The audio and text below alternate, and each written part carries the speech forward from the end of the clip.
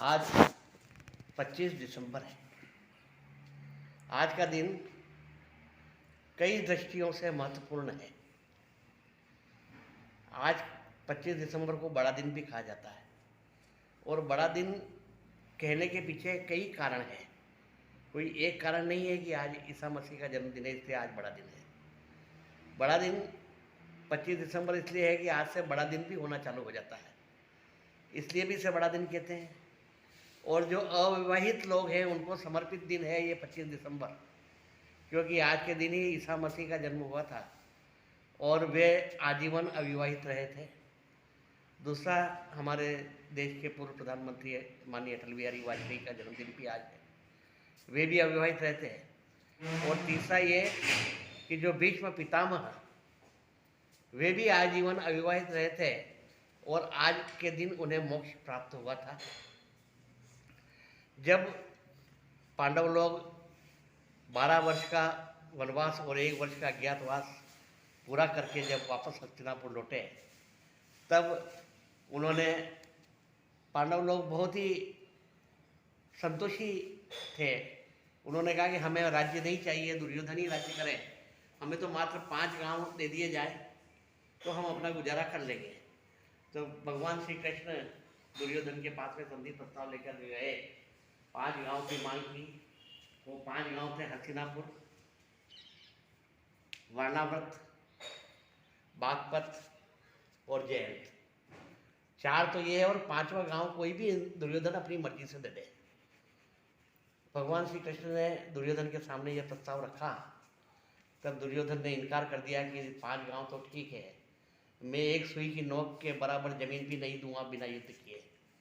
तब भगवान श्री कृष्ण ने सोचा कि अब तो युद्ध अविश्वम्भावी है और ये होकर ही रहेगा।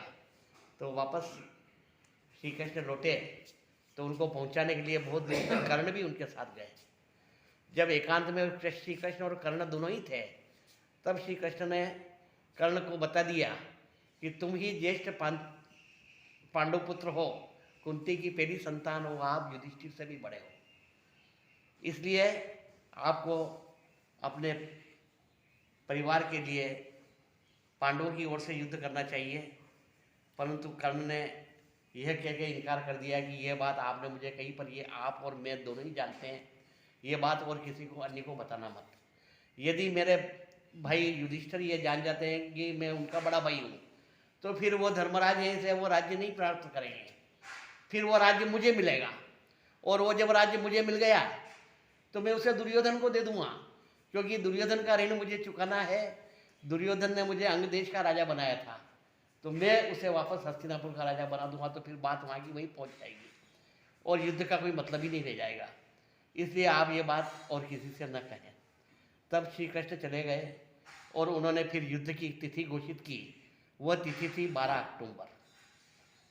ये अक्टूबर वगैरह ये तो ईसा मसीह के बाद में ईस्वी सन के हैं, परंतु यदि हम उसे काल गणना से जोड़ें तो वह ईसा पूर्व में ये सब तिथियां आ सकती हैं। तो वो दिन था 12 अक्टूबर का। 7 दिन पहले उन्होंने युद्ध की घोषणा कर दी थी। 19 अक्टूबर से युद्ध प्रारंभ हुआ। तो युद्ध के कौरवों की ओर से 11 अक्षौणी सेना थी, पांडवों की 7 थी, कुल 18 अक्षौणी सेना थी और 18 दिन युद्ध चला था।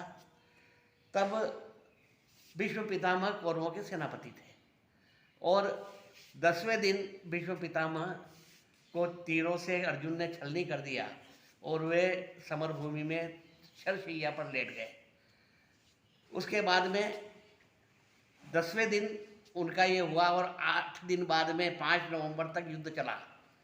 तब भीष्म पितामह ने युधिष्ठिर को, पांडव जीत गए तो राज्य सौंप दिया और उन्होंने कहा कि आज से 50वें दिन, यानी आज 5 नवंबर है और 25 दिसंबर को 50वां दिन होता है, उस दिन सूर्य उत्तरायण से दक्षिणायन की ओर जाएगा, तब मैं अपने प्राणों को छोड़ूंगा, तब आप सब लोग मेरे सामने उपस्थित रहें।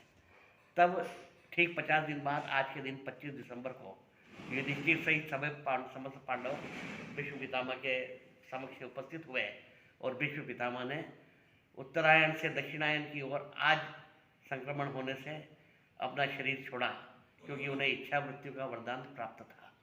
तो इस प्रकार आज का दिन इसलिए महत्वपूर्ण है कि आज सूर्य की गति उत्तरायण से दक्षिणायन की ओर होती है और विश्व पितामह ने आज के दिन अपने प्राण छोड़े थे और ईसा मसीह का जन्मदिन भी है और आज तुलसी जयंती भी है। तुलसीदास जी की नहीं, तुलसी जो पौधा है वह भी आज 25 दिसंबर को उसको मनाया जाता है। इस प्रकार से बहुत सारे दृष्टिकोण हैं जिससे आज का दिन महत्वपूर्ण माना गया है। इसलिए आज सभी आप उपस्थित लोगों को 25 दिसंबर की सूर्य उत्तरायण से दक्षिणायन ओर जाने की बधाई।